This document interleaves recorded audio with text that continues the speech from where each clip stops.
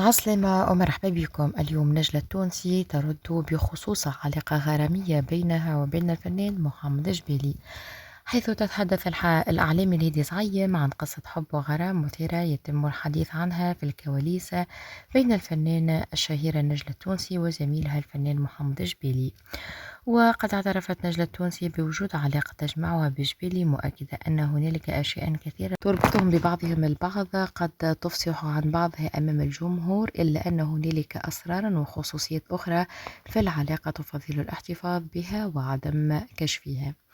وعن الجوانب الأخرى التي يمكن أن تتحدث عنها، وضحت نجلة التونسي أن جبالي يعد صديقا قديما ومقرب جدا لها، وتكون له مشاعر حب كبيرة جدا، وأضافت كثير من الأشخاص غادروا حياتي إلا هو، فهو شخص لطيف وأحب عائلته أيضا. سبحان الله، أنا في بالي بها عرست نجلة التونسي صافي ديزون. قلنا هذا التصريح أثار فضول الكثير من المتابعين الذين ينتظرون بفارغ الصبر الكشف عن المزيد من التفاصيل حول هذه العلاقة الغامضة التي أثارت جدلا واسعا في الأوساط الفنية. لا حول ولا قوة إلا بالله. يلا ما تنسوش اشتراك تفعيل الجرس، وباي باي.